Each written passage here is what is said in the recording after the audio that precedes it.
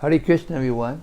Welcome back to the daily readings of Srila Prabhupada's books here in Houston at Radha Lane, right next to Shri Nilamadava Mandir Temple. Hare Krishna, Dr. G. Hare Bol. And I've got a whole, it's happening. We've got, about 22 devotees in the room tonight. And it won't be long before we won't be able to fit any more in. This is how the Mela started in Mayapur in 2000. Can't remember what year it was. 2001. 2001? Huh? 1 or 2? 2002. Yeah, 2002, that's right. And there were 7 of us. Mon Krishna Maharaj invited us into his room in Mayapur. And it was Niranjan Maharaj, Radhanath Maharaj, Govinda Maharaj, myself, Chaitanya Maharaj,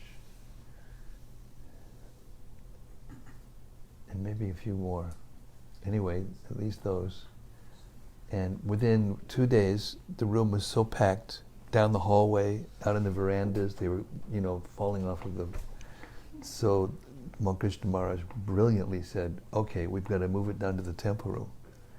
And that was the beginning of the Mela, the Kirtan Melas now that are sweeping the world. So we're hoping that this daily readings of Srila Prabhupada's books, which is beginning to get traction, in case you didn't notice, we're up to 1,177 followers on this website, or this page. And other groups are starting to do daily readings as a result. So, by your mercy, welcome, all of you out there in cyberspace. Without further ado, let us delve into the Srimad-Bhagavatam, the summum bonum of transcendental knowledge. But before we do, we're going to recite the prayer by Sanatana Goswami, glorifying the Srimad-Bhagavatam in a very profound way. Pay attention to this prayer, because it will tell you what you're reading. It goes like this. Srimad-Bhagavata Mahima Stotram by Srila Sanatana Goswami. Sarva Shastrabdi Piyusha Sarva Vedaika Satpala Sarva Siddhanta Ratnaja Sarva Lokaika Drikprada. O nectar from the ocean of all scriptures, singular fruit of all the Vedas, rich mine of the precious gems of all conclusive truths, you are the only giver of sight to all the worlds. Sarva Bhagavata Prana Srimad Bhagavata Prabho Kalidwan Tuditaditya Sri Krishna Parivartita. O life air of all the Supreme Lord's devotees, O Master Srimad Bhagavatam, you are the sun risen in the darkness of Kali. You are the exact image of Sri Krishna. Paramananda Bhataya Prema Varshaksharayate Sarvada Sarvasevyaya Sri Krishnaya Namostume. I bow down to you, who are supremely blissful to read. Your every syllable pours down a flood of prema. You can always be served by everyone. You are Sri Krishna himself. Madeka Bando Matsangin Madguro Man Mahadana Manistadaga Madbhagya Mad Ananda Namostute. My only friend, my constant companion, my spiritual master, my great wealth, my savior, my good fortune, my source of ecstasy, I bow down to you. Asadu saduta dayin ati nichochita kada hanamuncha gadachin mam premnarit kadayospura. O bestower of saintliness to the unsaintly, O exalter of the most fallen, please never leave me. Always appear in my heart and my voice with pure love. Om Namo Bhagavate Vasudevaya. Om Namo Bhagavate Vasudevaya. Om Namo Bhagavate Vasudevaya. Om Namo Bhagavate Vasudevaya. Okay, here we are. We've reached the 4th canto of the Srimad-Bhagavatam, and everyone should pay attention because, boy, there it is. We need more chairs. Boy, look. Something's happening here.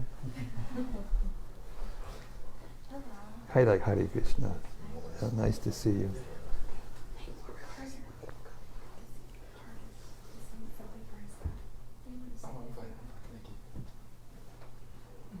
Got some cooperation going on, flowing around there. So pay attention because we're reading about your ancestors. Everybody's interested in where they came from and who their ancestors are. They have websites now. You punch in your name and they can tell you who you're, what line, where you came from, Europe or what part of India or this or that or whatever. Well, I got news for you. Everyone comes from Lord Brahma. And the first human being was produced directly from Lord Brahma's body without the assistance of a wife. Manu. Swayambhuva Manu. Yes. That's the first human being. And with him was created Shatarupa, his wife, straight from the body of Brahma. Brahma doesn't have an ordinary body, obviously. And all other personalities in the human race, or the humans, came from them. So these are your ancestors. So pay attention. So Swayambhuva had 3 daughters and 2 sons. And we're hearing about the genealogical tables of these personalities. And we've come to Akuti and Atri. Or was it Prasuti? Akuti? Akuti and Atri. And Akuti is one of the daughters of Swayambhuva Manu, and Atri is one of the main sages or original sages, where knowledge was disseminated throughout the universe. So they did austerities together before they conceived a child, which is the way you're supposed to do it. And their prayer was to have a son like Vishnu. So because they weren't quite sure who Vishnu was, they asked for a son like Vishnu. So there was a little tiny bit of confusion or impurity in their desire, because pure desire means the pleasure of Krishna or the pleasure of Vishnu. And if it's a desire for a son like Vishnu, it's not quite completely pure, but it's purer than most. It's almost pure. So anyway, Lord Vishnu and Lord Brahma and Lord Shiva appeared to them and say, okay, you asked for somebody like Vishnu, so we all came, because we weren't sure who you meant. And so he has taken, the 3 of them took birth as Dattatreya, Durvasa, and go ahead, test your memory. Soma, that's right. Thank you very much. Somebody's paying attention over here. Attention to detail. She manages things, so she's got to pay attention to details. Krishna culture. Okay. So here we are, and the 3 lords are speaking to Atri Muni. Canto 4, Chapter 1, starting with text 32.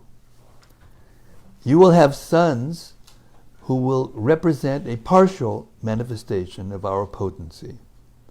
And because we desire all good fortune for you, those sons will glorify your reputation throughout the world. Text 32.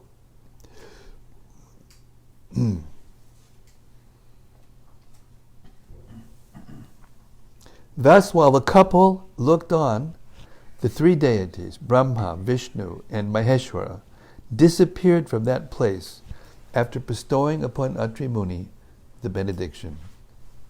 Text 33. Thereafter, from the partial representation of Brahma, the moon god was born of them. From the partial representation of Vishnu, the great mystic Dattatreya was born. And from the partial representation of Shankar, Lord Shiva, Durvasa was born. Now you may hear from me of the many sons of Angira. So you're all somehow or other related to some of these persons, so pay attention. Hare Krishna. Text 34. Angira's wife, Shraddha, gave birth to 4 daughters, named Sinivali, Kuhu, Raka, and Anumati. Looks like it's about time for us to move to another venue. There's more. Yeah, there's room. We just have to squeeze a little bit. There you go. Text 35. Besides these 4 daughters, she also had another 2 sons.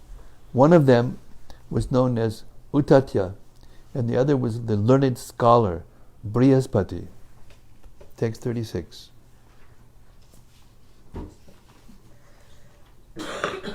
Pulastya begot in his wife Havir Bhu, one son of the name Agastya, who in the next birth became Daragdi. Besides him, Pulastya begot another very great and saintly son, whose name was Vishrava. This is the history of the universe, the history of the unfolding of the universe. The scientists are spending billions and trillions of dollars to try to figure this out, and it's already there, written down clearly in the Sanskrit of the Srimad-Bhagavatam. There you go. Go figure. 37. Vishrava had 2 wives.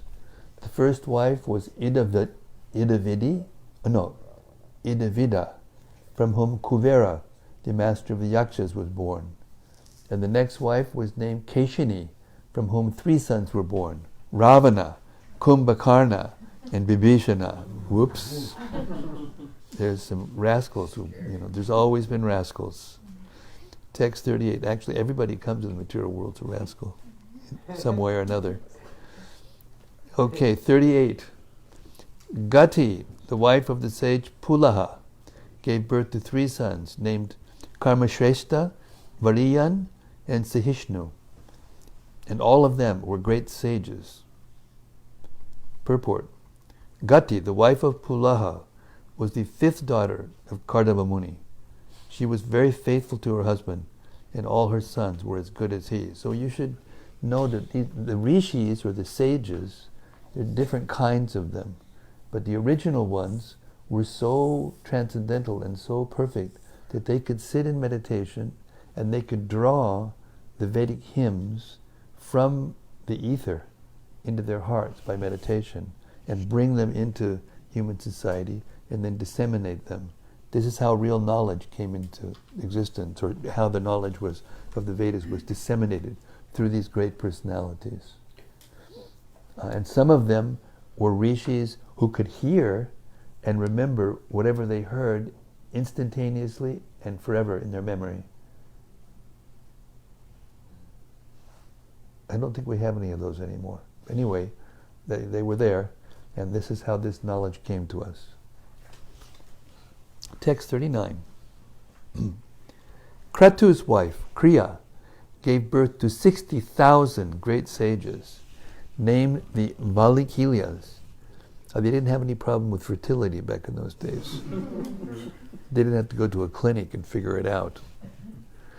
All these sages were greatly advanced in spiritual knowledge, and their bodies were illuminated by such knowledge. Purport. Kriya was the 6th daughter of Kardama Muni, and she produced 60,000 sages who were known as the Valakilas because they all retired from family life as vanaprasthas. Text 40. The great sage Vishishta begot in his wife Urja, sometimes called Arundhati, 7 spotlessly great sages, headed by the sage named Chitraketu. Text 41. The names of these 7 sages are as follows: Chitraketu, Sudochi, Viraja, Mitra, Ulbana, Vasubhridhyana, and Juman. Some other very competent sons were born from Vashishta's other wife. Purport. Urja, who was sometimes known as Arundhati and was the wife of Vashishta, was the 9th daughter of Kardama Muni. Text 42. Chitti, wife of the sage Atharva, gave birth to a son named Ashwashira by accepting a great vow called Dayancha. Now you may hear from me about the descendants of the sage Bhrigu. Purport. The wife of Atharva, known as Chitti, is also known as Santi. She was the 8th daughter of Kardama Muni. 43. The sage Bhrigu was highly fortunate. In his wife, known as Kyati, he begot 2 sons, named Datta and Vidatta, and 1 daughter named Shri, who was very much devoted to the Supreme Personality of Godhead. Text 44. The sage Meru had 2 daughters named Ayati and Niyati, whom he gave in charity to Datta and Vidatta. Ayati and Niyati gave birth to 2 sons, Mrikanda and Prana. Text 45.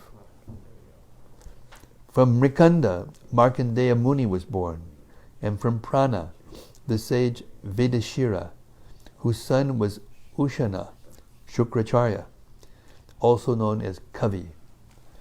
Thus Kavi also belonged to the descendants of the Bhrigu dynasty. Text 46 and 47. My dear Vidura, the population of the universe was thus increased by the descendants of these sages and the daughters of Kardama. Anyone who hears the descriptions of this dynasty with faith will be relieved from all sinful reactions. That's why we're hearing them, by the way. Another of Manu's daughters, known as Prasuti, married the son of Brahma named Daksha. Text 48. Daksha begot 16 very beautiful daughters with lotus-like eyes and his wife Prasuti. Of these 16 daughters, 13 were given in marriage to Dharma, and 1 daughter was given to Agni.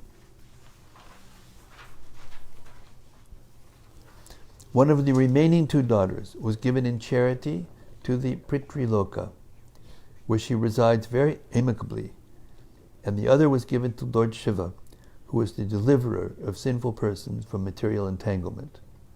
The names of the 13 daughters of Daksha, who were given to Dharma, are Shraddha, Maitri, Daya, Shanti, Tushti, Pushti, Kriya, Unnati, Buddhi, Medha, Titiksha, Hri, and Murti.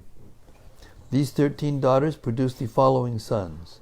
Shraddha gave birth to Shubha, Maitri produced Prasada, Daya gave birth to Abhaya, Shanti gave birth to Sukha, Tushti gave birth to Muda, Pushti gave birth to Smaya, Kriya gave birth to Yoga, Unnati gave birth to Darpa, Buddhi gave birth to Artha, Medha gave birth to Smriti, Titiksha gave birth to Chema, and Hri gave birth to Prashaya.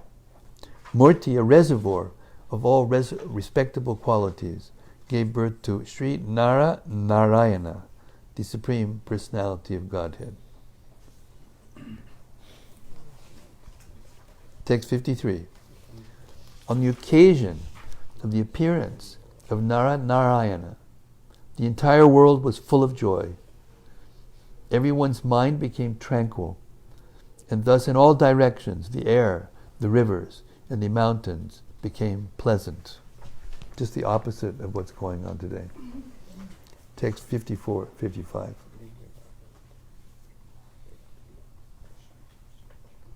In the heavenly planets, bands began to play, Well, they didn't have electrical instruments, but anyway, they had different bands. In the heavenly planets, bands began to play, and they showered flowers from the sky. The pacified sages chanted Vedic prayers, and denizens of heaven, known as the Gandharvas and Kinnaras, sang. The beautiful damsels of the heavenly planets danced. And in this way, at the time of the appearance of Narayana, all signs of good fortune were visible. Just at that time, great demigods like Brahma also offered their respectful prayers. Text 56. The demigods said, "Let us offer our respectful obeisances under the transcendental personality of Godhead, who created as his external energy this cosmic manifestation, which is situated in him as the air and clouds are situated in space, and who has now appeared in the form of Narayana Rishi in the house of Dharma." Purport. The universal form of the Lord is the cosmic manifestation. The universal form of the Lord is the cosmic manifestation, which is an exhibition of the external energy of the Supreme Personality of Godhead. In space, there are innumerable varieties of plants and also the air, and in the air there are variously colored clouds, and sometimes we see airplanes running from one place to another. Thus the entire cosmic manifestation is full of variety, but actually that variety is a manifestation of the external energy of the Supreme Lord, and that energy is situated in him. Now the Lord himself, after manifesting his energy, appeared within the creation of his energy, which is simultaneously one with and different from himself, and therefore the demigods offered their respects to the Supreme Personality of Godhead, who manifests himself in such varieties. There are some philosophers, called non-dualists, who because of their impersonal conception think that varieties are false. In this verse it is specifically stated, Yo mayaya varichitam, virachitam. This indicates that the varieties are a manifestation of the energy of the Supreme Personality of Godhead. Thus, because the energy is non-different from the Godhead, the varieties are also factual. The material varieties may be temporary, but they are not false. They are a reflection of the spiritual varieties. Here the word pratitakshanaya, there are varieties, announces the glories of the Supreme Personality of Godhead, who appeared as Narayana Rishi, and who is the origin of all varieties of material nature. Text 57. Let that Supreme Personality of Godhead, who was understood by truly authorized Vedic literature, and who has created peace and prosperity to destroy all calamities of the created world, be kind enough to bestow his glance upon the demigods. His merciful glance can supersede the beauty of the spotless lotus flower, which is the home of the goddess of fortune. Purport. Hey, Hare Krishna. How are you? Name? Gabriel. Gabriel. Nice to meet you. Hare Krishna. Text 57. Let that Supreme Personality of Godhead, who is understood by truly authorized Vedic literature, let that Supreme Personality of Godhead, who is understood by truly authorized Vedic literature, and who has created peace and prosperity to destroy all calamities of the created world, be kind enough to bestow his glance upon the demigods. His merciful glance can supersede the beauty of the spotless lotus flower, which is the home of the goddess of fortune. Purport. The Supreme Personality of Godhead, who is the origin of the cosmic manifestation, is covered by the wonderful activities of material nature. Just as outer space, or the illumination of the sun and moon, is sometimes covered by dusts, or clouds, or dust. It is very difficult to find the origin of the cosmic manifestation. Therefore, material scientists conclude that nature is the ultimate cause of all manifestations. But from Shastra or authentic literature like Bhagavad Gita and other Vedic scriptures, we understand that behind this wonderful cosmic manifestation is the Supreme Personality of Godhead. And in order to maintain the regular procedures of the cosmic manifestation and to be visible to the eyes of persons who are in the mode of goodness, the Lord appears. Here is the cause of the creation and dissolution.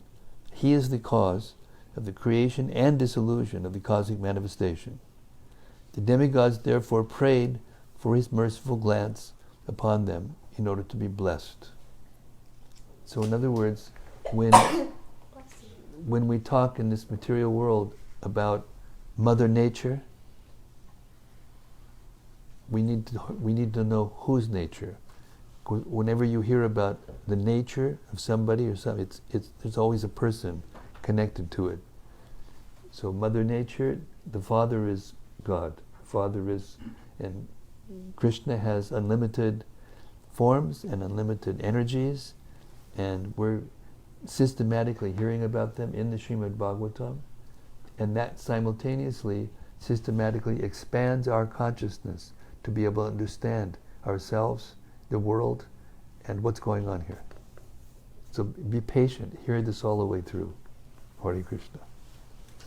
Text 58. Maitreya said, O Vidura, thus the demigods worshipped with prayers the Supreme Personality of Godhead, appearing as the sage Narayana. The Lord glanced upon them with mercy and then departed for Gandhamadana hill. Text 59. That Narayana Rishi, who is a partial expansion of Krishna, has now appeared in the dynasties of Yadu and Kuru in the forms of Krishna and Arjuna, respectively, to mitigate the burden of the world. Purport. Narayana is the Supreme Personality of Godhead, and Nara is a part of the Supreme Personality of Godhead, Narayana.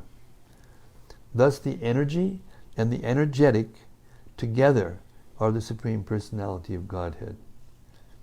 Maitreya informed Vidura that Nara, the portion of Narayana, had appeared in the family of the Kurus, and that Narayana, the plenary expansion of Krishna, had come as Krishna, the Supreme Personality of Godhead, with the purpose of delivering suffering humanity from the pangs of material burdens. In other words, Narayana Rishi was now present in the world in the forms of Krishna and Arjuna. Text 60. The predominating deity of fire begot in his wife Swaha 3 children named Pavaka, Pavamana, and Shuchi, who exist by eating the oblations offered to the fire of sacrifice. Purport. After describing the descendants of the 13 wives of Dharma, who were all daughters of Daksha, Maitreya now describes the 14th daughter of Daksha, Swaha, and her 3 sons. Oblations offered in the sacrificial fire are meant for the demigods, and on behalf of the demigods, the 3 sons of Agni and Swaha, namely Pavaka, Pavamana, and Shuchi, accept the oblations. Text 61. From these 3 sons, another 45 descendants were generated, who were also fire gods. The total number of fire gods is therefore 49, including the fathers and the grandfather. Purport. The grandfather is Agni, and the sons are Pavaka, Pavamana, and Shuchi. Counting these 4 plus 45 grandsons, There are altogether 49 different fire gods. Text 62. These 49 fire gods are the beneficiaries of the oblations offered in the Vedic sacrificial fire by impersonalist brahmanas. Purport. Impersonalists who perform Vedic fruitive sacrifices are attracted to the various fire gods and other oblations in their name. The 49 fire gods are described herewith. 63. The Agnishvatas, the Barhashidas, the Somyas, and the Ajapas are the Pitta and are the Pittas. They are either Sagnika or Niragnika. The wife of all these Pittas is Swadha, who is the daughter of King Daksha. Text 64. Swadha, who was offered to the Pittas, begot 2 daughters named Bayuna and Dharini, both of whom were impersonalists and were expert in transcendental and Vedic knowledge. 65. The 16th daughter, whose name was Sati, was the wife of Lord Shiva. She could not produce a child, although she always faithfully engaged in the service of her husband. Text 66. The reason is that Sati's father, Daksha, used to rebuke Lord Shiva in spite of Shiva's faultlessness. Consequently, before attaining a mature age, Sati gave up her body by dint of yogic mystic power. Purport. Lord Shiva, being the head of all mystic yogis, never even constructed a home for his residence. Sati was the daughter of a great king, Daksha, and because his youngest daughter, Sati, selected as her husband, Lord Shiva, King Daksha was not very much satisfied with her. Therefore, whenever she met her father, he unnecessarily criticized her husband, although Lord Shiva was faultless. Because of this, before attaining a mature stage, Sati gave up the body given by her father, Daksha, and therefore she could not produce a child. So a very important point in this purport is that the daughter Sati selected her husband, Lord Shiva. So we've heard in many other purports how this girl was given in charity to that person and this charity. It's not that they're just commodities. These girls heard and they decided who they wanted to marry, and the fathers took responsibility for convincing the gentlemen to accept their daughters who wanted them as husbands. Thus end the Bhaktivedanta purports of the 4th canto, 1st chapter of Srimad-Bhagavatam, entitled Genealogical Table of the Daughters of Manu. Haribol. Okay, now we're going to hear why it is that Sati left her body in such a strange way. Chapter 2, Daksha curses Lord Shiva.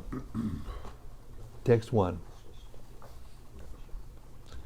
Vidura inquired, why was Daksha, who was so affectionate towards his daughter, envious of Lord Shiva, who is the best among the gentle? Why did he neglect his daughter, Sati? So these things were going on even in the beginning of the universe. Maybe not as much as now, but... Purport. In the 2nd chapter of the 4th canto, the cause of the dissension between Lord Shiva and Daksha, which was due to a great sacrifice arranged by Daksha for the pacification of the entire universe, is explained. Lord Shiva is described here as the best of the gentle because he is not envious of anyone. He is equal to all living entities, and all other good qualities are present in his personality. The word Shiva means all auspicious. No one can be an enemy of Lord Shiva's, for he is so peaceful and renounced that he does not even construct a house for his residence, but lives underneath a tree, always detached from all worldly things. The personality of Lord Shiva symbolizes the best of gentleness. Why then was Daksha, who offered his beloved daughter to such a gentle personality, inimical towards Lord Shiva so intensely that Sati, the daughter of Daksha and wife of Lord Shiva, give up her body? Text 2. Lord Shiva, the spiritual master of the entire world, is free from enmity, is a peaceful personality, and is always satisfied in himself. He is the greatest among the demigods.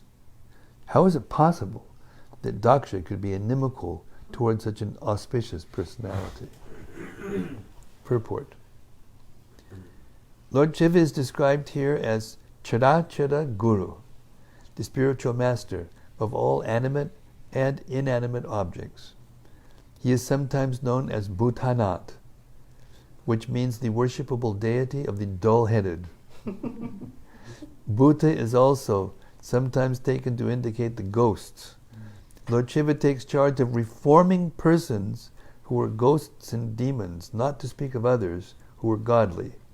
Therefore, he is the spiritual master of everyone, both the dull and demoniac and the highly learned Vaishnavas. It is also stated, Vaishnavanam Yatha Shambhu. Shambhu, Lord Shiva, is the greatest of all Vaishnavas. On one hand, he is the worshipable object of the dull demons, and on the other, he is the best of all Vaishnavas, or devotees. And he has a sampradaya called the Rudra Sampradaya. Even if he is an enemy or is sometimes angry, such a personality cannot be the object of envy. So Vidura, in astonishment, asked why he was taken as such, especially by Daksha. Daksha is also not an ordinary person.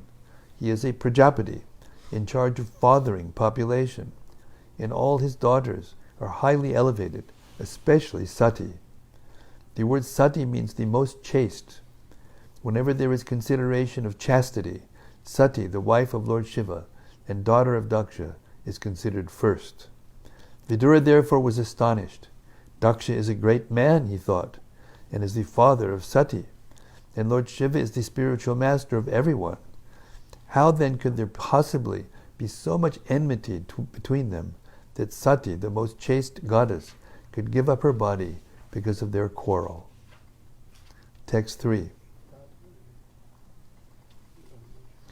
My dear Maitreya, to part with one's life is very difficult.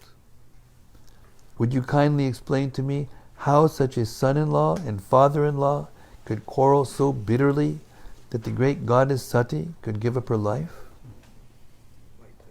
Text 4.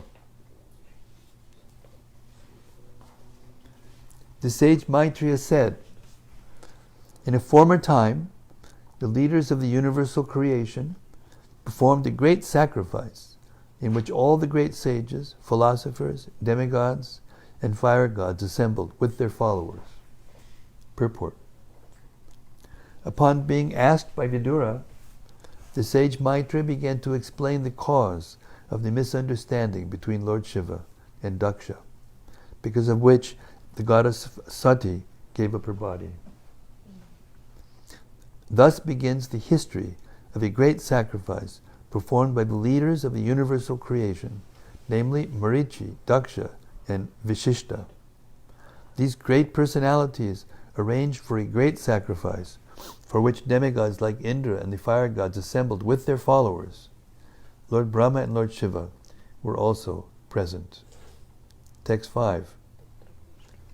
When Daksha, the leader of the Prajapatis, entered that assembly, his personal bodily luster as bright as the effulgence of the sun, the entire assembly was illuminated, and all the assembled personalities became insignificant in his presence. Text 6.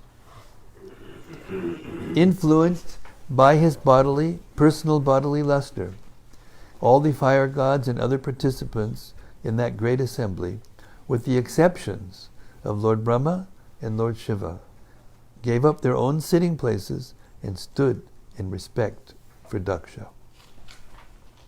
Text 7. Daksha was adequately welcomed by the president of the Great Assembly, Lord Brahma. After offering Lord Brahma respect, Daksha, by the order of Brahma, properly took his seat. Text 8.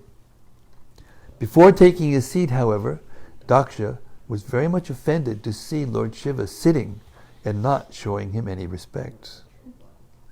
At that time, Daksha became greatly angry, and his eyes glowing began to speak very strongly against Lord Shiva. Purport. Lord Shiva, being the son-in-law of Daksha, was expected to show his father-in-law respect by standing with the others. But because Lord Brahma and Lord Shiva are the principal demigods, their positions are greater than Daksha's. Daksha, however, could not tolerate this, and he took it as an insult by his son-in-law. Previously also he was not very much satisfied with Lord Shiva, for Shiva looked very poor and was niggardly in dress. Text 9. Lord Shiva sometimes smears ashes on his body as his clothing. He doesn't pay much attention to his dress. He's the greatest renunciate. Text 9. And Daksha was very opulent and, rich and famous. Translation. I'll explain a little bit more about that in case you want to know later on when we finish. It's interesting. Translation. All sages, brahmanas, and fire gods present, please hear me with attention. This is Daksha speaking. For I speak about the manners of gentle persons. I do not speak out of ignorance or envy. Purport. I'm not stealing. Purport. In speaking against Lord Shiva, Daksha tried to pacify the assembly by presenting in a very tactful way that he was going to speak about the manners of gentle persons, although naturally this might affect some unmannerly upstarts, and the assembly might be unhappy because they did not want even unmannerly persons to be offended. In other words, he was in complete knowledge that he was speaking against Lord Shiva in spite of Shiva's spotless character. As far as envy is concerned, from the very beginning he was envious of Lord Shiva. Therefore he could not distinguish his own particular envy. Although he spoke like a man in ignorance, he wanted to cover his statements by saying that he was not speaking for impudent and envious reasons. Sound familiar? What does that sound like? Anyway, text 10. Shiva has spoiled the name and fame of the governors of the universe and has polluted the path of gentle manners. Because he is shameless, he does not know how to act. Purport. Daksha wanted to impress upon the minds of all the great sages assembled in that meeting that Shiva, being one of the demigods, had ruined the good reputations of all the demigods by his unmannerly behavior. The words used against Lord Shiva by Daksha can also be understood in a different way, in a good sense. For example, he stated that Shiva is Yashogna, which means one who spoils name and fame. So this can also be interpreted to mean that he was so famous that his fame killed all other fame. Again, Daksha used the word nirapatrapa, which can also be used in two senses. One sense is one who is stunted, and another sense is one who is the maintainer of persons who have no other shelter. Generally, Lord Shiva is known as the Lord of the Bhutas, or lower grades of living creatures. They take shelter of Lord Shiva because he is very kind to everyone and is very quickly satisfied. Therefore he is called Ashutosha. To such men who cannot approach other demigods or Vishnu, Lord Shiva gives shelter. Therefore the word Nirapatrapa can be used in that sense. Text 11. He has already accepted himself as my subordinate by marrying my daughter in the presence of fire and brahmanas. He has married my daughter, who is equal to Gayatri, and has pretended to be just like an honest person. Whoa. Purport. Daksha's statement that Lord Shiva pretended to be an honest person means that Shiva was dishonest, because in spite of accepting the position of Daksha's daughter-in-law, he was not respectful to Daksha. Text 12. He has eyes like a monkey's, yet he married my daughter, whose eyes are just like those of a fawn. Nevertheless, he did not stand up to receive me, nor did he think it fit to welcome me with sweet words. Text 13. I had no desire to give my daughter to this person who has broken all rules of civility.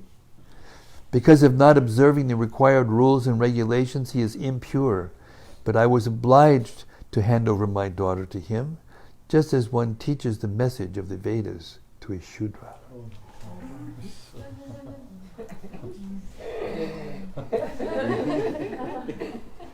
Purport. A Shudra is forbidden to take lessons from the Vedas because a Shudra, due to its unclean habits, is not worthy to hear such instructions.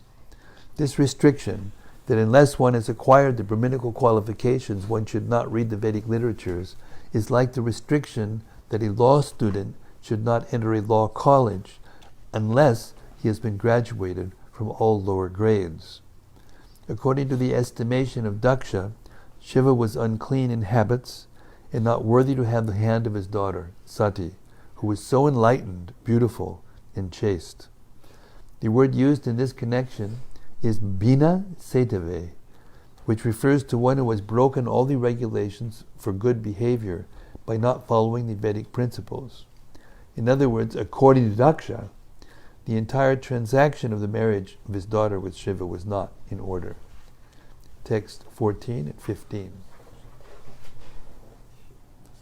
He lives in filthy places like crematoriums, and his companions are ghosts and demons. Naked like a madman, sometimes laughing and sometimes crying, he smears crematorium ashes all over his body. He does not bathe regularly, and he ornaments his body with a garland of skulls and bones. Therefore, only in name is he Shiva, or auspicious. Actually, he is the most mad and inauspicious creature. Thus, he is very dear to crazy beings in the gross mode of ignorance, and he is their leader. Purport. Those who do not regularly bathe are supposed to be in the association with ghosts and crazy creatures. Lord Shiva appeared to be like that, but his name, Shiva, is actually fitting, for he is very kind to persons who are in the darkness of the modes of ignorance, such as unclean drunkards who do not regularly bathe. Lord Shiva is so kind that he gives shelter to such creatures and gradually elevates them to spiritual consciousness. Although it is very difficult to raise such creatures to spiritual understanding, Lord Shiva takes charge of them, and therefore, as stated in the Vedas, Lord Shiva is all auspicious. Thus, by his association, even such fallen souls can be elevated. Sometimes it is seen that great personalities meet with fallen souls, not for any personal interest, but for the benefit of those souls. In the creation of the Lord, there are different kinds of living creatures. Some of them are in the mode of goodness, some are in the mode of passion, and some are in the mode of ignorance. Lord Vishnu takes charge of persons who are advanced Krishna-conscious Vaishnavas, and Lord Brahma takes charge of persons who are very much attached to material activities. But Lord Shiva is so kind that he takes charge of persons who are in gross ignorance and whose behavior is lower than that of the animals. Therefore, Lord Shiva is especially called auspicious. Text 16. On the request of Lord Brahma, I handed over my chaste daughter to him, although he is devoid of all cleanliness and his heart is filled with nasty things. Ooh. It's not true at all. There's an explanation for this. I'll explain it to you after the reading. Purport. It is the duty of parents to hand over their daughters to suitable persons just befitting their family tradition in cleanliness, gentle behavior, wealth, social position, and so on. Daksha was repentant that on the request of Brahma, who was his father, so now he's blaspheming his father, and he's criticizing Shiva for not respecting him just because he's his father-in-law. Not very good. Daksha was repentant that on the request of Brahma, who was his father, he had handed over his daughter to a person who, according to his calculation, was nasty. He was so angry that he did not acknowledge that the request was from his father. Instead, he referred to Brahma as Parameshti, the supreme teacher in the universe. Because of his temperament of gross anger, he was not even prepared to accept Brahma as his father. In other words, he accused even Brahma of being less intelligent because he had advised Daksha to hand over his beautiful daughter to such a nasty fellow. In anger, one forgets everything. And thus Daksha, in anger, not only accused the great Lord Shiva, but criticized his own father, Lord Brahma, for his not very astute advice that Daksha hand over his daughter to Lord Shiva. Text 17. The sage Maitreya continued, thus Daksha, seeing Lord Shiva sitting as if against him, washed his hands and mouth and cursed him in the following words. Text 18. The demigods are eligible to share in the oblations of sacrifice, but Lord Shiva, who is the lowest of all the demigods, should not have a share. Purport. Because of this curse, Shiva was deprived of his share of the oblations of the Vedic sacrifices. It was due to the curse of Daksha, Srila Vishwanath Chakravarti comments in this connection, that Lord Shiva was saved from the calamity of taking part with other demigods who were all materialistic. Now the truth's coming out. Lord Shiva is the greatest devotee of the Supreme Personality of Godhead, and it is not fitting for him to eat or sit with materialistic persons like the demigods. Thus the curse of Daksha was indirectly a blessing, for Shiva would not have to eat or sit with other demigods who were too materialistic. There is a practical example set for us by Gaur-Kishore Das Babaji Maharaj, who used to sit on the side of a latrine to chant Hare Krishna. Many materialistic persons used to come and bother him, disturb his daily routine of chanting. So to avoid their company, he used to sit by the side of a latrine where materialistic persons would not go because of the filth and the obnoxious smell. However, Gaur-Kishore Das Babaji Maharaj was so great that he was accepted as the spiritual master of such a great personality as His Divine Grace Om Vishnupad Sri Srimad Bhakti Siddhanta Saraswati Goswami Maharaj. He is the spiritual master of my spiritual master, Srila Prabhupada, who wrote, translated and commented on all these books. The conclusion is that Lord Shiva behaved in his own way to avoid materialistic persons who might disturb him in his prosecution of devotional service. Maitreya continued, my dear Vidura, in spite of the requests of all the members of the sacrificial assembly, Daksha, in great anger, cursed Lord Shiva and then left the assembly and went back to his home. Purport. Anger is so detrimental that even a great personality like Daksha, out of anger, left the arena when Brahma was presiding and all the great sages and pious and saintly persons were assembled. All of them requested him not to leave, but infuriated he left, thinking that the auspicious place was not fit for him. Oh. Puffed up by his exalted position, he thought that no one was greater than he in arguments. It appears that all the members of the assembly, including Lord Brahma, requested him not to be angry and leave their company. But in spite of all these requests, he left. That is the effect of cruel anger. In Bhagavad Gita, therefore, it is advised that one who desires to make tangible advancement in spiritual consciousness must avoid three things: lust, anger, and the emotive passion. Actually, we can see that lust, anger, and passion make a man crazy, even though he be as great as Daksha. The very name Daksha suggests that he was expert in all material activities. But still, because of his aversion towards such a saintly personality as Shiva, he was attacked by these three enemies: anger, lust, and passion. Lord Chaitanya therefore advised that one be very careful not to offend Vaishnavas. He compared offenses toward a Vaishnava to a mad elephant, as a mad elephant can do anything horrible.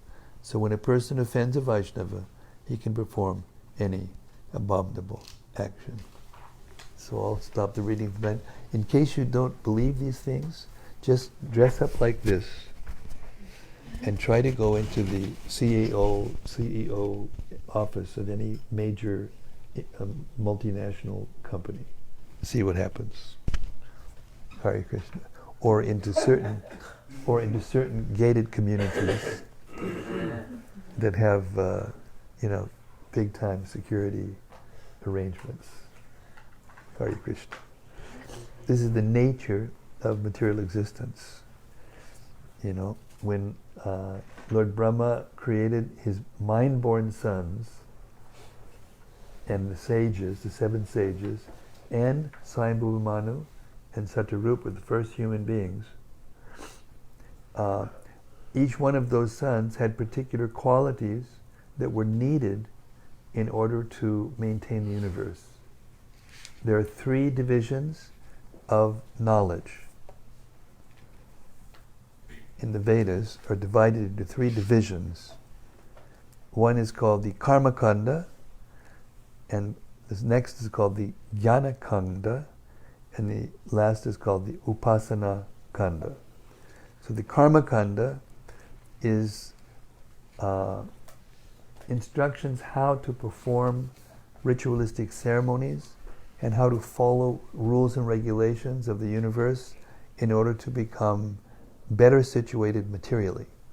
In other words, the goal of Karma Kanda is not to leave the material world and attain spiritual perfection, but to attain a better position, either in this life or in a heavenly planet in the next life. That's Karma Kanda. Daksha was a Karmakandi. 6 of the sons were Karmakandis in relative degrees of attachment. And Daksha was the most attached, obviously, from his behavior. And the Jnanakanda was taken charge of in the beginning by the 4 Kumaras. They have a sampradaya also, called the Kumara Sampradaya. And they were empowered from the previous creation to oversee all the different forms of yoga and philosophy and disseminate it throughout the universe.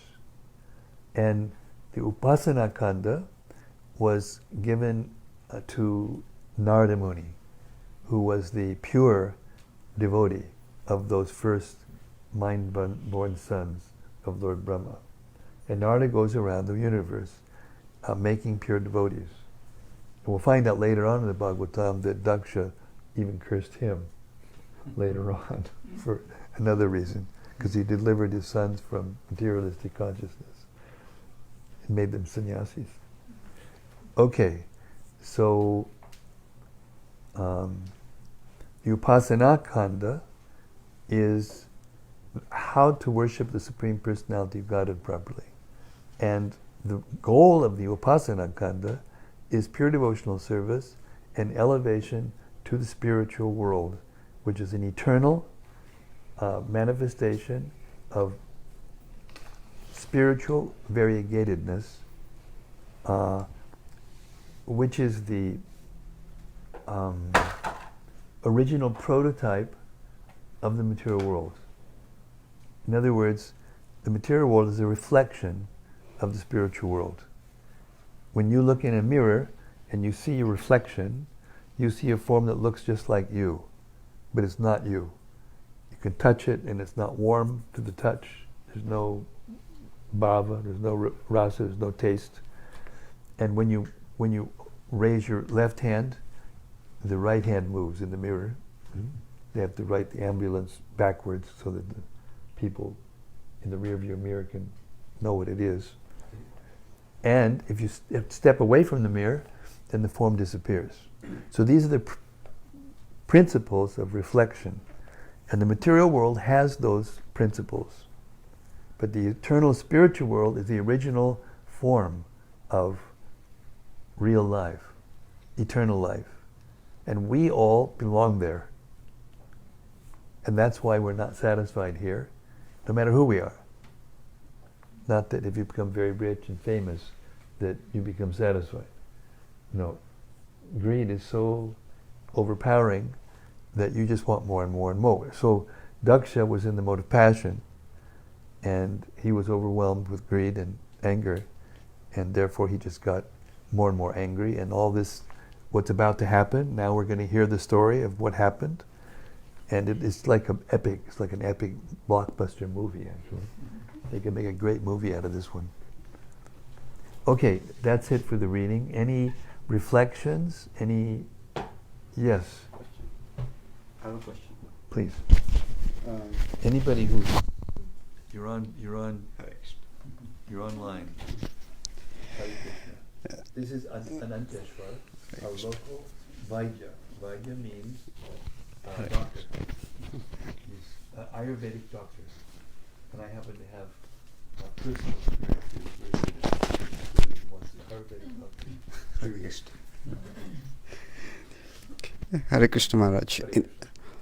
In the previous chapter, where it is described about the Narayana Rishi, in the purport, Prabhupada says, Narayan is the Supreme Personality of Godhead, and Nara is a part of the Supreme Personality of Godhead, Narayan.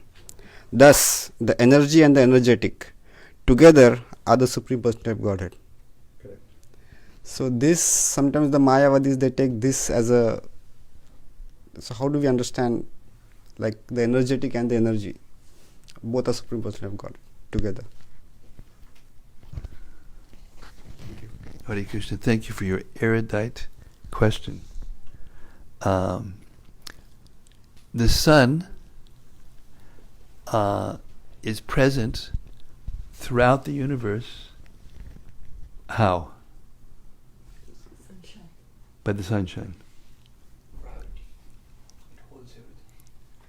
The sun is present throughout the universe by the sunshine, heat and light. The sun emanates heat and light. Gravity is another thing. That's another topic.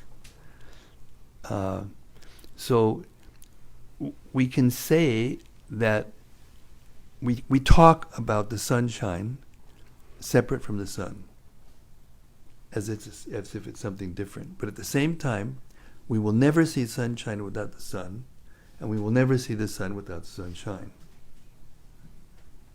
So in this way, because Krishna is the source of everything, spiritual and material, just as the sun shines down on the water of the ocean and creates clouds, right? So the sun is creating the clouds, sunshine, through the energy the sun is creating clouds, and that cloud will cover our vision of the sun.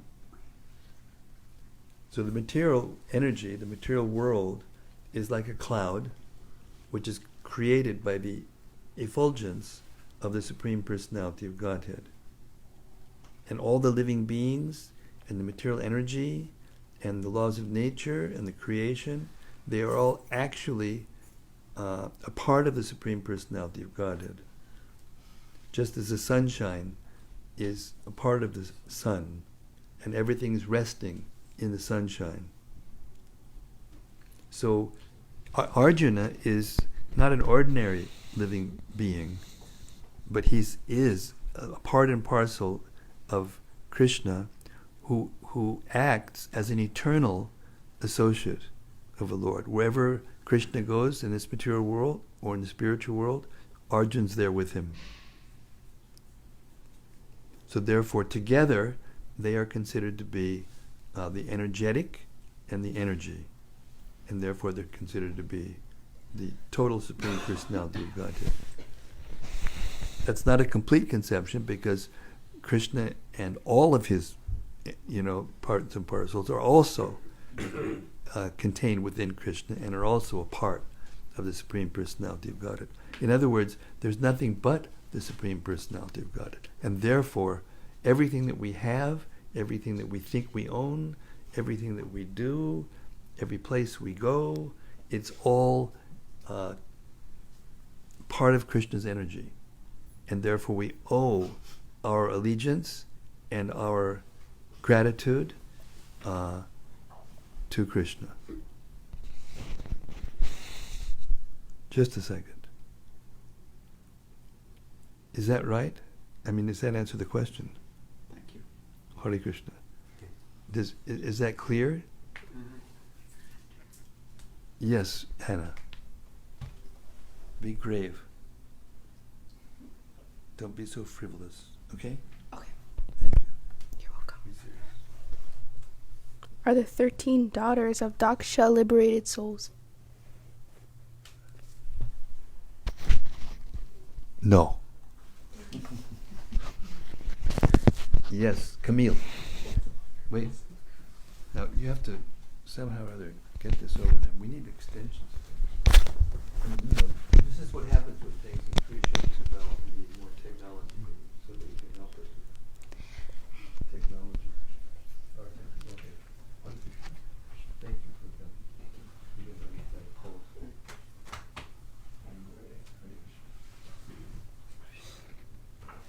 Hare Krishna. My question actually came more towards the end. Could you please elaborate on life without, or rather, I wish I could word this better, without passion? Because I've seen lust and greed have detrimental outcomes, but cannot tempered and intentional passion be very powerful? That was a wonderful question. Thank you. Thank you very much. There's a very nice verse in the Bhagavad Gita. You can look it up. It's in the 7th chapter. Balam balavatam chaham kama raga vibarjitam dharma virudhi bhuteshu kamosmi bharatarshaba. It's in the 7th chapter. She's going to help you. I think it's text 9, 7, 9, somewhere around there, close to that.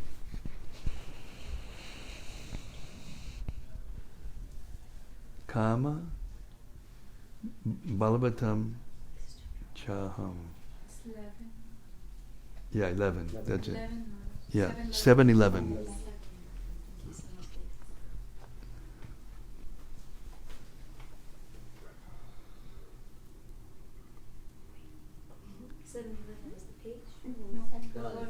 Chapter 7, text 11. You'll get the hang of it, Camille, really quickly, because no one asks that kind of question unless they've been doing this before sometime. But you may not remember. 7:11. Okay. Balam balabatam chaham. Is that the right verse? Okay, so you can read it out in English, loud and clear.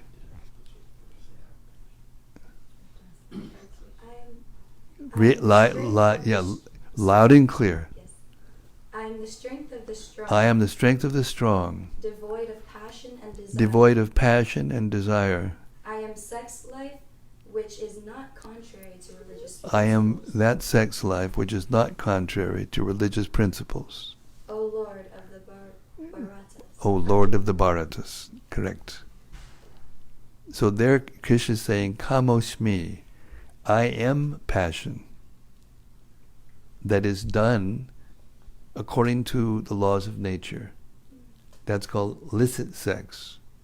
And illicit sex is that sex which is done not according to the laws of material nature. The result of illicit sex is called varna sankara. Varna sankara means, yes, that's all connected together. You'll get it very quickly. Varna sankara means unwanted population. Nowadays, so many, almost all of us are created by parents who don't want us. Not everybody, but a large percentage of the population. And those persons don't care about the laws of nature. They're born of that nature. Yes. Do you believe that the extreme population that we have now is a result of an imbalance? Absolutely. Absolutely. Thank you, Maharaj. Hare Krishna. My pleasure. Yes, sir. So Maharaj. Wait, here. Just go online. So the question could be, is this unwanted population, or what portion of this unwanted population are of the demonic mindset and not of the divine nature? Anyone who is born from passion without considering the laws of nature is demoniac by nature. Now, we'll tell you, we'll explain to you what the difference is. I'm sorry, I forgot your name. George, I'm sorry. Give George the Gita. Now look up chapter 16. Okay, verse 1. Divine nature. Yes. Okay, wait. I can see you're an orator by nature.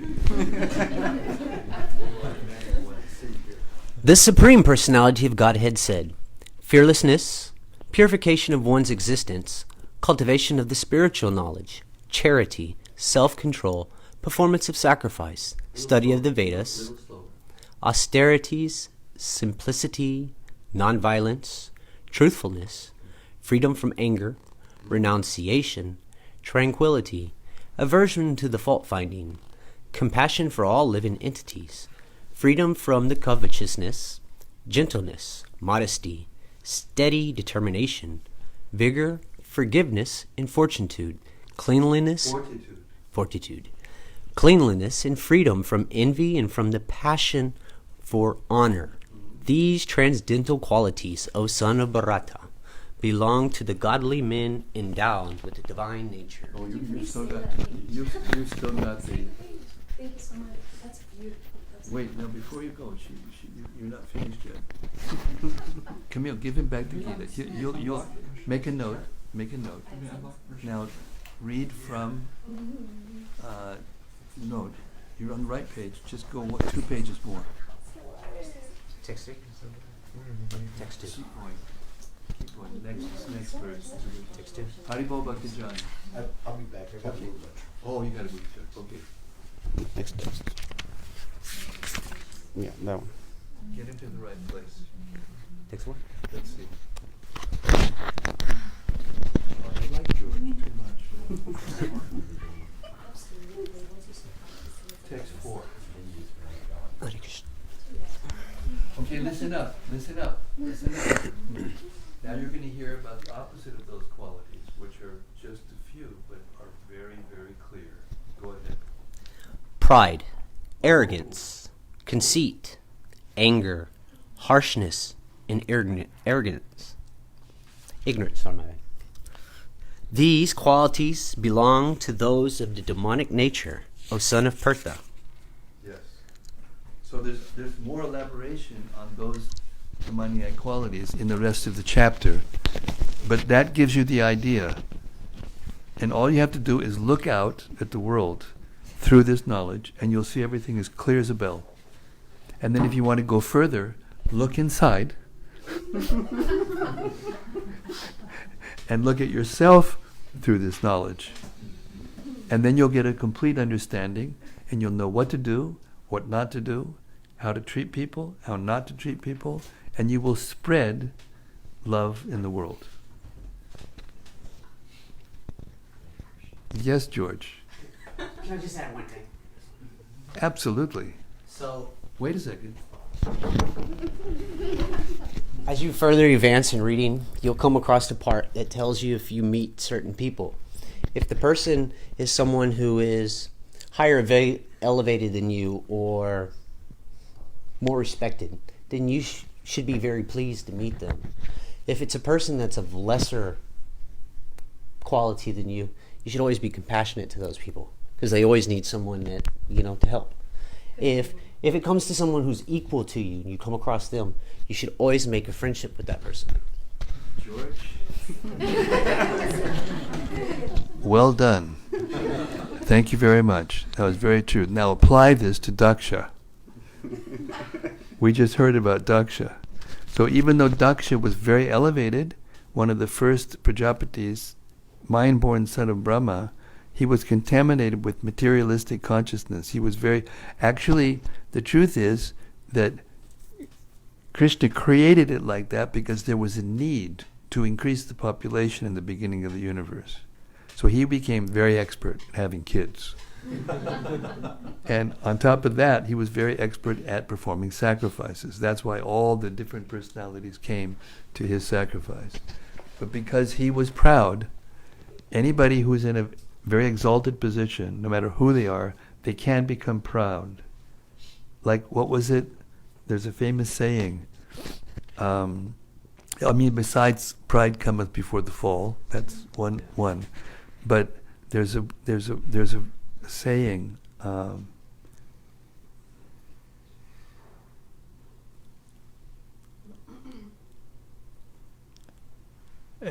Absolute power corrupts, and absolute power corrupts absolutely. So when you put a fool in a very powerful position, you get Donald Trump. And that's what's going on in the world right now. Daksha put his foot in his mouth. Oh yes. Oh, this is just the beginning. This was just the beginning. But this was the key, this was the root of his downfall. And you'll see what happens to the foot that the mouth that he put the foot in. You'll see what happens later. He gets a very, very big lesson. Big lesson. So the fact is that all those natures are necessary in the creation of the universe because there are souls from the previous creation who have unfulfilled destinies or unfulfilled desires, and therefore even from the very beginning there are persons who are passionate or ignorant, but the basic dominant mode is goodness in the beginning. Therefore you don't see such chaos as we see now. Yes, Hannah.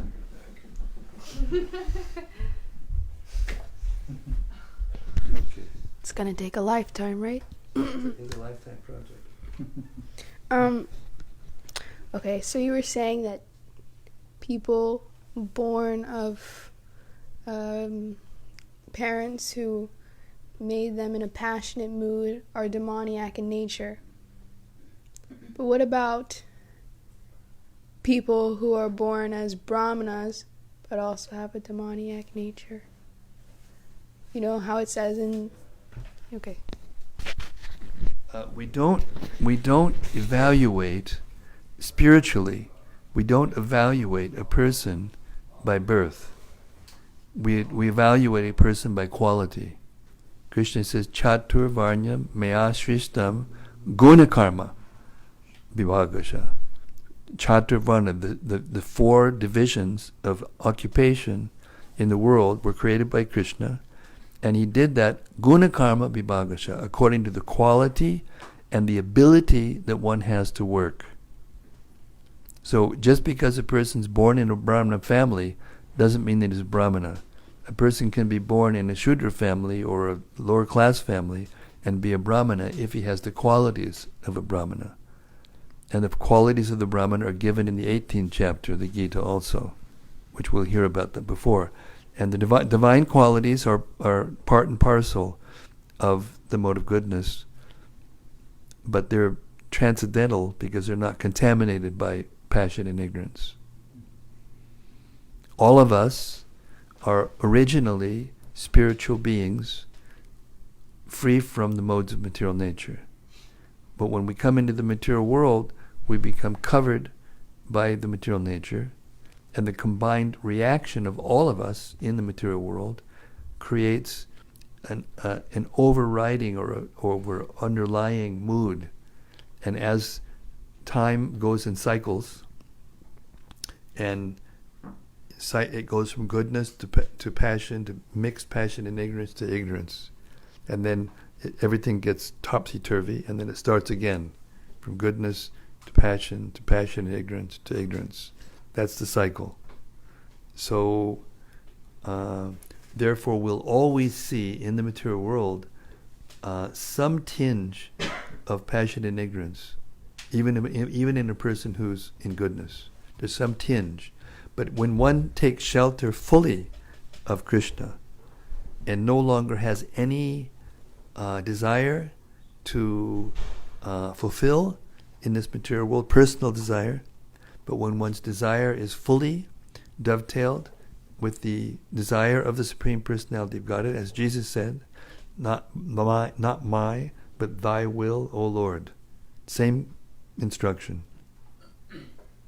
Then one becomes free from the modes of nature and can, at the time of death, think of Krishna in love and go back to the spiritual world. That's the whole process. That's the purpose of the creation of the material world. Two purposes. One is to give us, conditioned souls, a playground to play in. You'd like to give the baby a playpen, you know. Krishna gives, the Supreme Father gives all the conditioned souls in this material world a playpen to play in. That's the material world. But it's under strict laws of nature. We're not free. None of us. Not one person in the material world is free. Everyone has to answer the call of nature. Period. So in the spiritual world, there's freedom, complete freedom. And the soul is made of that energy, complete freedom. And therefore, we're not satisfied here. No matter what we get, no matter how much love we think we have, the object of our love, is temporary. And therefore, all the emotions and everything that we hold dear to us and the things that we think are ours, they are not ours. They're just given to us kind of on loan. And then we have to give them up. So, if we learn the art of being detached from material things, and not like Daksha, who was so attached to his position and to his material things that he would insult and curse a devotee like Lord Shiva. Lord Shiva is not an ordinary living being. He's not a jiva soul. He's in between Vishnu and the jiva. He's a single person. There's not more than one Shiva. So, therefore, it's very dangerous how we treat one another. Yes, Bhakta John. Just got a quick question. Does one who's born in a demoniac state, or born in ignorance or born into passion, Right. and also deep into Maya, and finally somehow finds Krishna, would they owe a special gratitude to Shiva? It seems like he pulled him out of the mire, maybe. Well, he didn't pull him out of the mire, he put him in the mire. Shiva. Yeah, because it's Shiva. Lord Shiva is originally Sada Shiva, and he is an aspect of Lord Vishnu. But he's not the same exactly as Lord Vishnu, because when Lord Vishnu glances at the material nature and injects all the souls and time into the material nature, then Vishnu doesn't touch the material nature, but his glance touches the material nature, and that glance is Shiva. So that aspect of Vishnu when it touches the material nature, becomes transformed into Shiva, and therefore he is not the same as Vishnu. So he's injecting all the souls in the material world, but because he is the most exalted Vaishnava, he gives shelter to everyone who is willing to take shelter of him. Therefore he's called Ashutosh. He's very easily pleased, but he can also be very easily angered. So you got to be careful when you deal with Lord Shiva. So, does that answer the question? Yeah, There's something more to it. Go ahead. Well, it was. I left my book downstairs when I moved my truck, but it was saying in there somewhere that souls that were deep in Maya, or like, I guess the demoniac would take refuge in Lord Shiva. Yes. He's pointing. Bhakta John is pointing to one of the purports and verses in which it says that Lord Shiva is willing to give shelter to anyone, even the persons who are lowborn. Yeah, with the D. Yeah. Yeah. They're dull. Yeah, dull. Yeah. So what's the point? So his question. What's the question? Maybe you can form it. I think he was saying that when these people take shelters of Lord Shiva, and Lord Shiva help them elevate to the spiritual Platform. consciousness. Yes.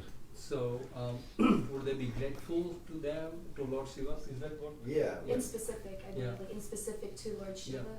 Yes. Yeah. Yes. Exactly. Yes.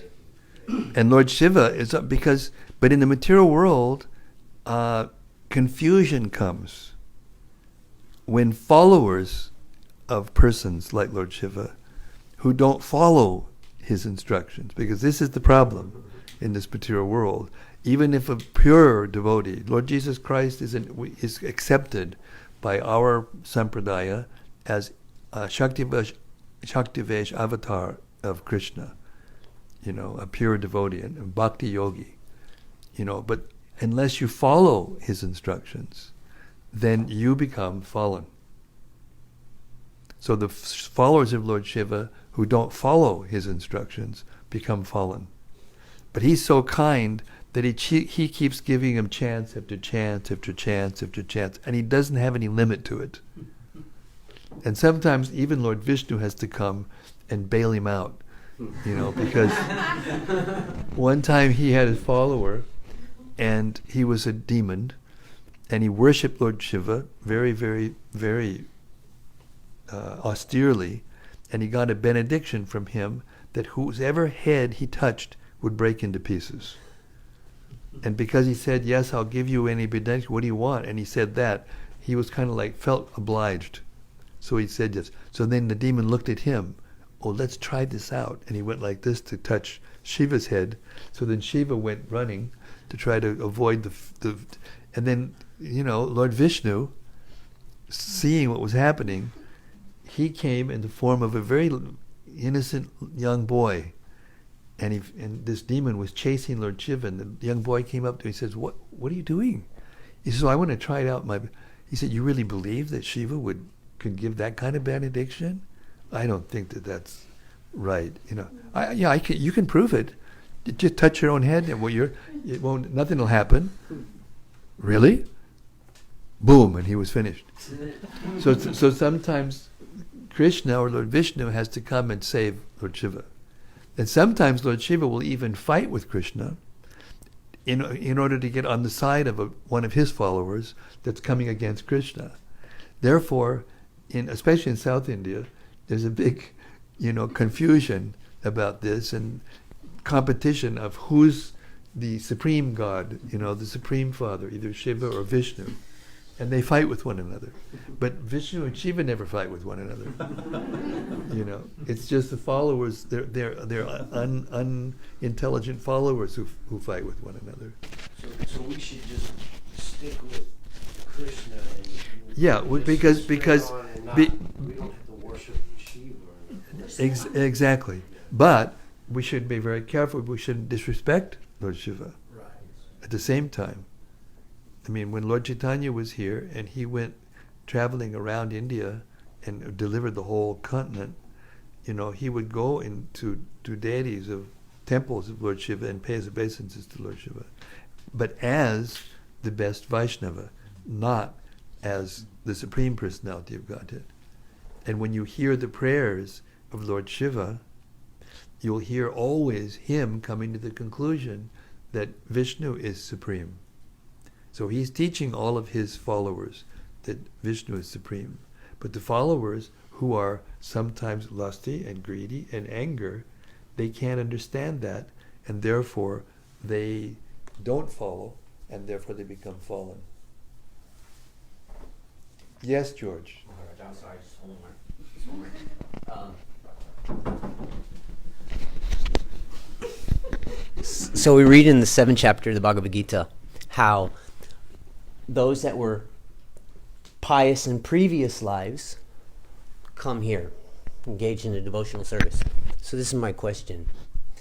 If one has the mature and immature seed in their heart 4 or 5 lifetimes ago, and they're still taking the fruitage of it, obviously each one of us in this room hearing this message means that we've heard it the previous life. Or there might be some of us that's our first time. Now, if it's not the person's first time hearing it, why the heck are they still having immature fruitating in this life? That is called causeless mercy. When Lord Chaitanya comes, he's a very special form of Krishna. He's the energetic and the energy in the same form. He's Radha and Krishna in the same form together. So Radharani is the most compassionate and merciful. So he comes, Krishna comes in the mood of Radharani and delivers everyone. So we are in that good fortune that we came into this world 500 years only after Lord Chaitanya appeared. And we're getting the benefit of the tsunami, that wave that was started by Lord Chaitanya and his followers. And then Prabhupada came to the West, and now the tsunami is going all around the West and all over the world. And it'll take some time, because to convince everybody is not an easy thing. Maybe take a long time. So, yeah.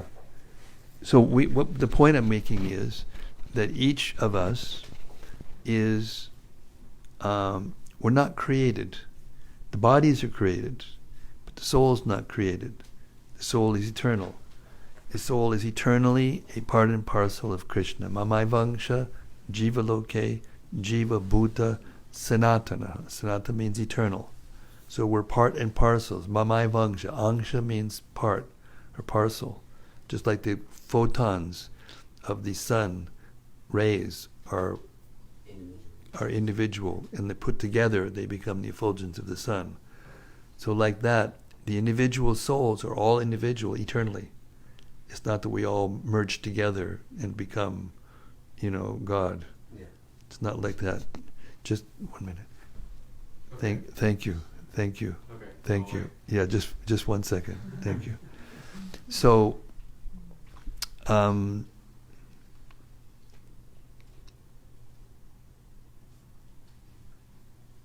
burning off of the immature seed, the karma. the Lord Chaitanya, he comes, and he actually, by his will, because his will is all powerful, he delivers all the fallen conditioned souls all at once. So that's why we're born and die and born again, and whatever karmic reaction happens to us this life. Well, that's separate. He has the power to negate all of it at once. That's the point I'm making. So sometimes, like you said in your question, it may be the first time. Generally, it's true that we must have done something proper to be able to chant Hare Krishna in this lifetime. But causeless mercy means, even if we haven't, by the mercy of Lord Chaitanya, and his sincere followers, we can come to the perfectional stage in one lifetime. Now, the reason I said this and paused is because this is very difficult to understand. It's very difficult to understand. But the truth is that there are empowered persons who come to the material world from the spiritual world and have specific missions to perform in the material world. And those personalities are particularly dear to Krishna. Everyone's dear to Krishna. He's not inimical towards anyone. But someone who takes up the mission to deliver souls in a big way, like Prabhupada, like Jesus Christ, on that level, who can spread love of God all around the world, those who will cooperate, then they become very dear to Krishna. So if they make a promise, then Krishna feels obliged to fulfill that promise. So Prabhupada came to the West and he made an adjustment. And nobody can make this kind of adjustment. Yeah, not with that environment. Very important point. So he said, if you chant 16 rounds a day, take initiation, chant 16 rounds every single day for the rest of your life, and follow the 4 regulator principles, then you will go back to Godhead in this lifetime. Even though, generally speaking, it takes many millions of lifetimes to do that. So that's called causeless mercy. Yes. That's called kripa. Yes. All right, I'll make it quick. This is related to George's question. So we've talked a lot about hierarchy and like the demonical mode versus like a higher mode of being. What, in your opinion, would you say the mode of the people in this room are, or their position in the hierarchy? Well, first of all, I don't have an opinion. I don't speak from opinion, because what is my opinion worth? Right.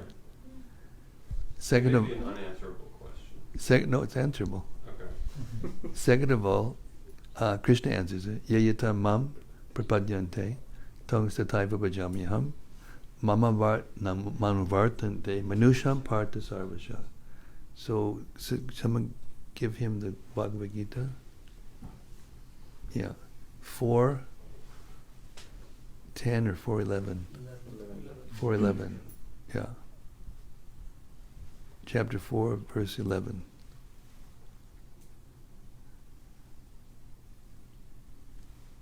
Yeah. You read the English? Yes. I'll repeat it as you read it. Go ahead. Okay. I think this is the right page. Being freed from attachment, fear, and anger. No, next verse. Next one. 11? Yeah.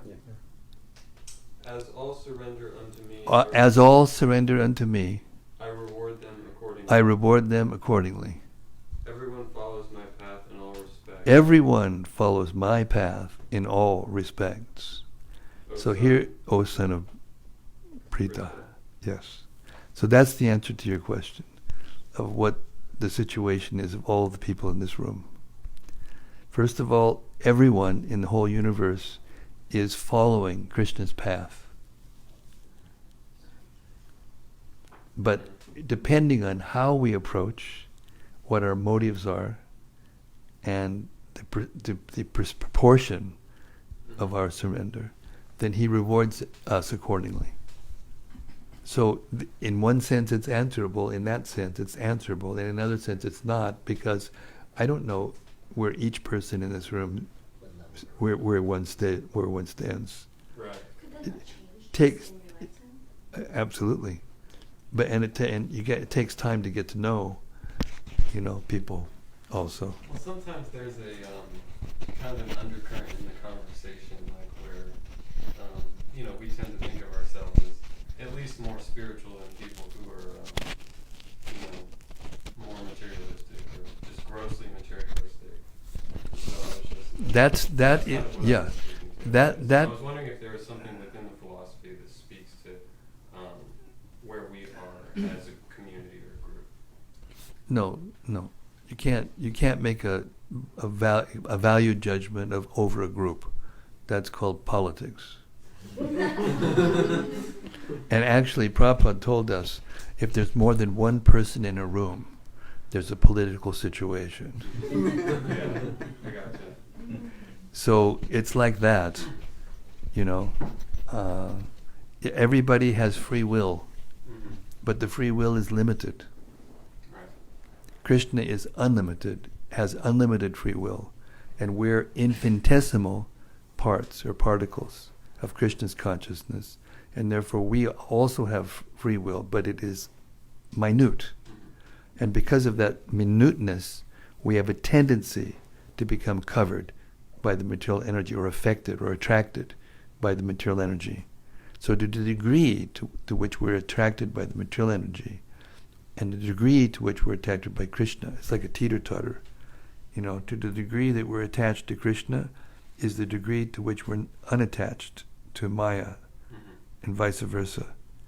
And even a person situated on that platform can fall.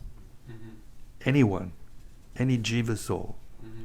because unless there was independence, like I said, Krishna doesn't create us. We are co-eternal with Krishna, and only some of us come to the material world. So I think that answers the question. Yeah. Yes. I would love to hear brother's question, just to comment. Wait, like we you have a said- reflection coming. Like you said, all of us are on the path of Krishna, but it's a matter of whether or not we are. It's a matter of whether or not we're aware of that. But I believe, as those of us who are already seeking this spiritual path, it's upon us to be conscientious that others will one day as well. Maybe that makes sense. Thank you very much. That was beautiful. Thank you. Hare Krishna. So, yes, everyone's on Krishna's path, but it doesn't mean that everyone is consciously a devotee of Krishna. Everyone's in Krishna's path, meaning if we're in the material world or if in the spiritual world, we're all under the jurisdiction of Krishna. But when we're in the material world, the influence of material energy is very powerful.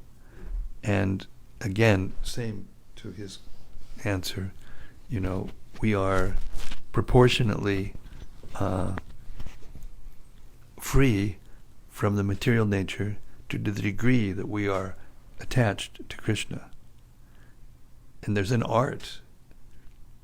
It's a science and an art to live free from the influence of the material nature and to live entirely attracted to Krishna or attached to Krishna. And that is bhakti yoga. So not everyone is performing bhakti yoga, but everyone is within the laws, under the jurisdiction of the laws of nature, and therefore everyone is actually following Krishna in that sense. That no one is above the laws of nature. We all can learn. Yes. There's a very wonderful purport, the verse before that, which you started to read. And then, let's see.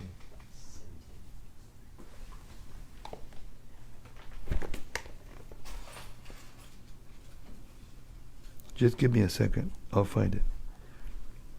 I think this is an extremely important discussion we're having, and I'm going to invest a little time, a little more time anyway, in this. Can I say? Wait. Okay. Thank you very much. Just let me. I want to get this thought out, and then Sure. because this is when we make clarity. Mm-hmm. If we don't answer something and then we have another question, then it tends to become unclear. Okay. Let's go here.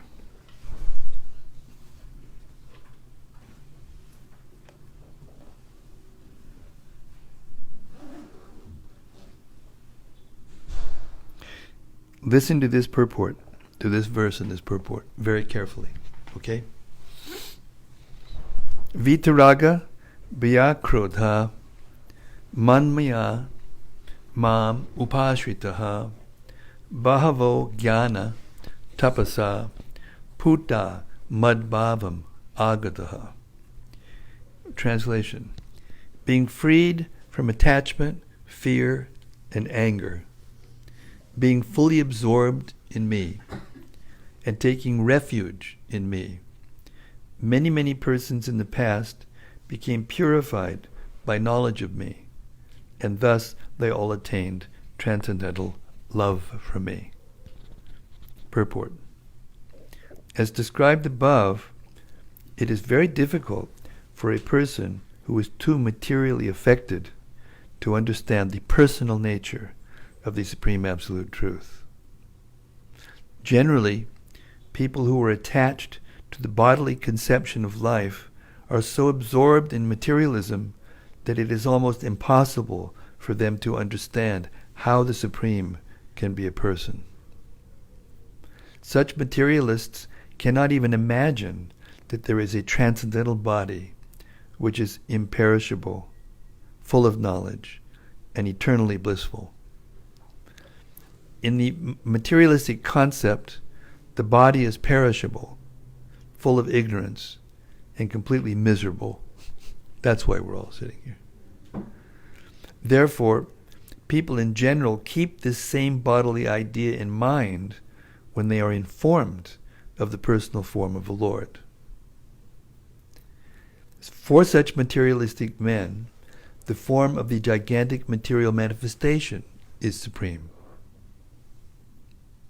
Consequently, they consider the Supreme to be impersonal. And because they are too materially absorbed, the conception of retaining the personality after liberation from matter frightens them. When they are informed that spiritual life is also individual and personal, they become afraid of becoming persons again, and so they naturally prefer a kind of merging into the impersonal void. Generally, they compare the living entities to the bubbles of the ocean, which merge into the ocean. That is the highest perfection of spiritual existence attainable without individual personality. This is a kind of fearful stage of life, devoid of perfect knowledge of spiritual existence. Furthermore, there are many persons who cannot understand spiritual existence at all. Being embarrassed by so many theories and by contradictions of various types of philosophical speculation, they become disgusted or angry and foolishly conclude that there is no supreme cause and that everything is ultimately void. Such people are in a diseased condition of life. Some people are too materially attached and therefore do not give attention to spiritual life. Some of them want to merge into the supreme spiritual cause, and some of them disbelieve in everything, being angry at all sorts of spiritual speculation out of hopelessness. This last class of men take to the shelter of some kind of intoxication, and their affective hallucinations are sometimes accepted as spiritual vision. When we first got together with Prabhupada, some of us had taken psychedelics and all that kind of stuff. So one devotee asked Prabhupada, sometimes when I chant, I see colored things and forms, and Prabhupada said, keep chanting and they'll go away. One has to get rid of all three stages of material consciousness: attachment to material life, fear of a material, spiritual personal identity, and the conception of void that arises from frustration in life. To get free from these three stages of the material concept of life, one has to take complete shelter of the Lord, guided by the bona fide spiritual master, and follow the disciplines and regulated principles of devotional life. The last stage of devotional life is called bhava, or transcendental love of Godhead. According to the Bhakti Rasamrita Sindhu, the science of devotional service, ado shadha tata sadhu sango tabhajana kriya tato narta nivriti syat tato nishta ruchish tata atas saktish tato bhavas tatak premad byadanchiti sadakana ayam premna pradurbhave bhavikramaha. In the beginning, one must have a preliminary desire for self-realization.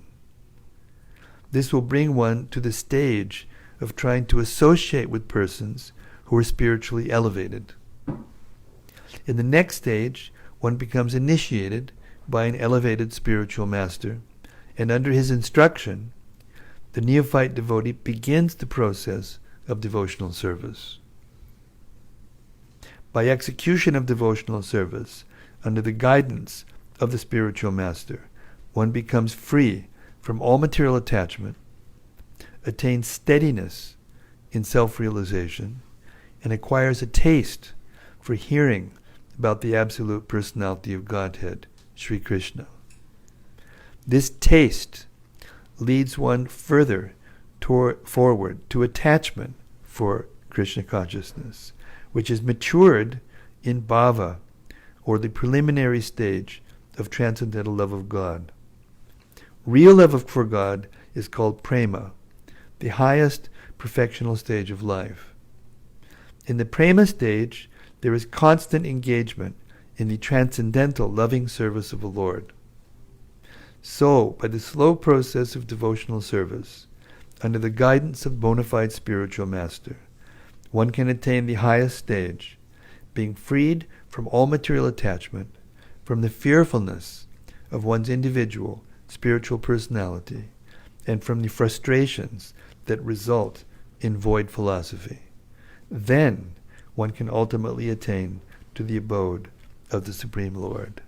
Hare Krishna. So this purport explains how it is that everyone is following his path. Yes, sir. Just a comment. Please, please. My question about hierarchy was intentionally. My question about hierarchy was intentionally provocative, and I think that anytime anyone mentions hierarchy, okay, I think anytime someone mentions hierarchy, there's always an automatic kind of reaction against it, because, truly, we are all equal as souls, no matter whether you're the highest or the lowest person. But at the same time, I think the question of hierarchy is something that can be interpreted in multiple ways. And so even though we're all equal as souls, there is still a hierarchy. And that's kind of what I was asking about. Thank you very much. That was a great question, by the way. There is hierarchy, and that's obvious. We can all see it, feel it, taste it.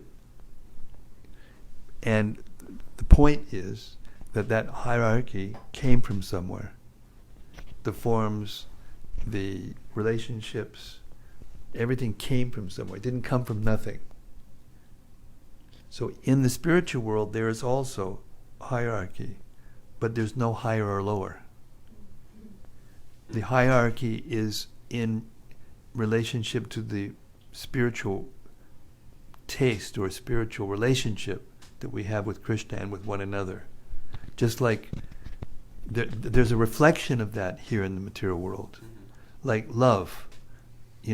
Love is a concept. It's not just a concept, it's a thing. It's genuine affection that we have. Everyone has a need for love, to receive and to give love. But that love is manifested differently according to the different relationships that we have. Like a person who's, the son of a mother will express that love in one way, the mother will express that love in another way, and it will express the love to the husband in another way, and so on and so forth. In human society, there's so many varieties. So those basic relationships are there in the spiritual world, but there is no lust, there's no greed, there's no anger, and so there's hierarchy in the sense of variety, but there's no higher and lower. That's the perfection. That's the perfection of hierarchy. That's interesting. And you can't have that hierarchy in the material existence. I mean, you can't have the perfection of hierarchy, rather, in material existence. So when we find out about this, there's an opportunity for us to perfect our lives and go back to the spiritual world. But it's not that we can make it up either. Any more that we can make up the laws of nature. We can't make it up. It's, there has to be an admission in the beginning. There has to be an admission in the beginning. How is there hierarchy in the spiritual world if there's no higher or lower? How does that work again? I know you just explained it. I'm sorry. It's because it's calculated. It's not calculated exactly, but it manifests itself in the degree of intimacy of relationship. Okay. Like Mother Yashoda is in love with Krishna. In motherhood. It's almost like it's in relation, like proximity. Like imagine like a 2D plane. No. You're a scientist. That's good. It's good. No, it's good. No, it's good. It's That's good. Just the way I imagine it. Yeah, it's I good. wouldn't call myself a scientist. But no, it's good. But when we're all educated in modern society, in scientific thinking, in linear thinking. So the point is this, that unless we hear all the way through the Gita, the Bhagavatam, Chaitanya Charitamrita, all the way through, cover to cover, without skipping around and jumping whimsically, then our consciousness will become gradually expanded and purified to the point where we can understand and accept the ultimate spiritual philosophy, which is everything is simultaneously and inconceivable to us, one and different from everything else. That's the ultimate philosophy. The philosophers of the world are busy trying to convince everyone of one or the other. But for them both to be simultaneously true at the same time requires lateral thinking, requires spiritual intelligence. That spiritual intelligence is given by the Supersoul, or Krishna, to the soul, individual soul, in each and every body. My godbrother, Gopi Paranananda Prabhu, who was the senior Sanskritist and probably the most learned person other than Prabhupada in our movement, he explained it in a very nice way. He said, the soul merges into the oneness of spiritual variety in the spiritual world. So there is oneness, but there's also variety simultaneously. And that variety accommodates what we think to be here hierarchy. But it isn't hierarchy. Because it's not that Krishna loves, the gopis more than the cows, or the cows more than the gopis, or like that. I've got Yes, Patrick. another way that I could explain that may help other people as well. Really? Well, explain away. So, You don't mind if I'll comment on it? yeah, I'd like you to. The way I see it is, we are all part and parcel of the Supreme Personality, and Krishna is the Supreme Personality. So when you're in the spiritual realm, Krishna is the whole, and all the other entities there are individual parts of his personality of the whole. So when you're there, you realize that you are neither above nor below anybody at all, and we're on an equal plane, both here and there, and it's only ego that gets us here to believe that we are more than anybody else. No. Is that different? That's you just described the material world, but you didn't describe the spiritual world, because in the spiritual world there's real ego, and in the material world there's false ego. The false ego makes us think that we're different, and that we're higher or lower, and therefore we compete with one another. But in the spiritual world there is no false ego, but there's real ego. Real ego means individuality. It's not that if we put us all together we get Krishna. You see, but so the point is that Krishna is omniscient and omnipresent. So it's not that Krishna is in one place and not in another, or he's everywhere. He's in every single atom of the universe fully. So time and space in the spiritual world is non-existent, but there are forms and relationships, and the forms move and from one to another, and there's exchanges and loving exchanges, but there's no force. Here, there's a force that forces us to do things. It's called time. But in the spiritual world, there's no time. There's no need of time, because everyone is fully in love with Krishna. Krishna is in the center of everyone's life. And if you have child there, you will love your child, you'll love Krishna even more than your own child. But here, if you have your own child, you don't love other children more than that child. Yeah. So in time and space, in the material world, there is no, Krishna is in every atom, in full. Yeah. So therefore there's no distance. Time, we measure time and space in terms of distance, how far I am away from somebody. But you can't be separated from Krishna anytime. Oh, I didn't mean. Even in the material, I'm just explaining further. I'm saying that in the material world, even in the material world, you can't be separated from Krishna. Mm-hmm. And in the spiritual world, that becomes fully conscious, because there's no material energy. Mm-hmm. The forms are created of Sat, Chit, and Ananda. Just like here, the forms are created by earth, water, fire, air, material elements, mind, intelligence, false ego. But there are forms, and there are relationships, and there's everything, but the forms are not made of the material elements. Therefore, there's no separation between the soul and each other and Krishna.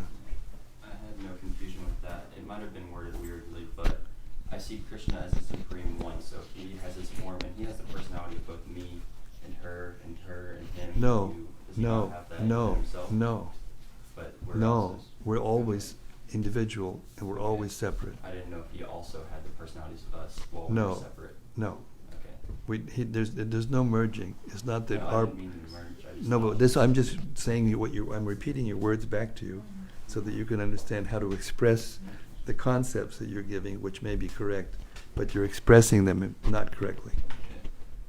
This is called spiritual training.